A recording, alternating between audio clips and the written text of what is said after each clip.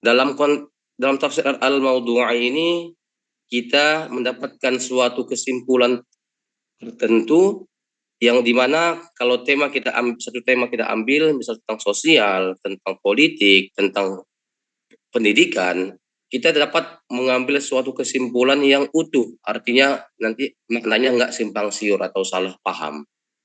Lanjutnya. Nah, ini kekurangannya. Di balik kelebihan yang dimiliki tafsir al-mawdu'i, ternyata ada juga kekurangan dari tafsir al-mawdu'i.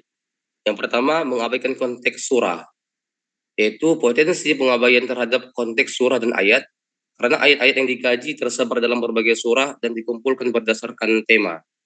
Jadi nanti kelemahannya itu nanti kita fokus pada tema tertentu aja.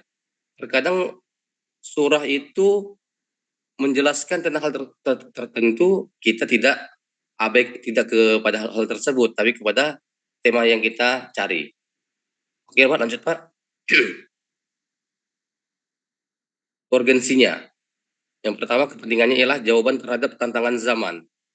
Artinya, seorang mufassir dapat mengangkat satu topik aktual, misalnya keadilan sosial, atau tadi kita ambil tentang takwa tadi, kemudian pemahaman yang sistematis, misalnya dalam tema ketakwaan, ayat-ayat yang membahas tentang sifat orang bertakwa, dampaknya dalam kehidupan sosial, serta pahala akhirat yang tersebar di berbagai surah.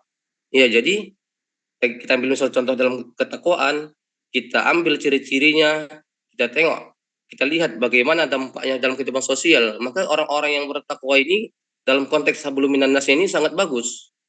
Ketika dia menginfakkan harta benar-benar di jalan Allah, dia yakin infak itu berfungsi bagi dirinya, enggak hanya untuk bagi orang yang menerima. Karena kata Allah, "Matsalul ladzina yunfiquna amwalahum fi sabilillah kamatsali habbatin ambatat sab'a sanabila fi kulli sumbulatin mi'atu habbah. Wallahu yudha'ifu liman yasha' wallahu wasi'un 'alim." Maka orang yang berinfak itu bukan hanya dia habis uangnya, itu konteks matematika duniawi kita mungkin seperti itu. Tapi kata Allah enggak, orang yang berinfak di jalan Allah itu akan mendapatkan pahala yang berlipat ganda, bahkan sampai 700 kali lipat. Bahkan kata Allah, yudha'ifu liman yasha, wallahu yudha'ifu liman yasha, yang artinya pahalanya enggak terhitung lagi. Itu udah kuasa Allah.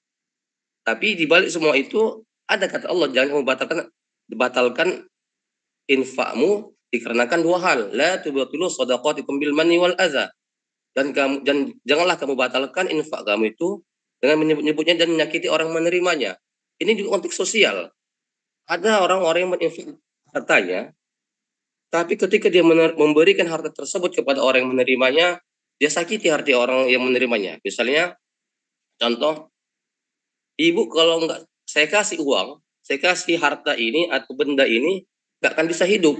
Karena saya lah ibu bisa makan misalnya. Ini kan menyakiti orang menerima. Padahal tidak seperti itu.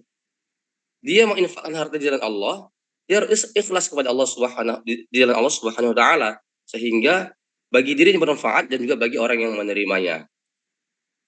Terakhir, menghindari kesalahan tafsir dan bias. Oke, kesimpulan. Baik, Pak, langsung kesimpulan. Metode tafsir tematik relevan, holistik, aplikatif, namun perlu kehati-hatian dalam pelaksanaannya, menjawab problem umat secara dinamis dan ilmiah.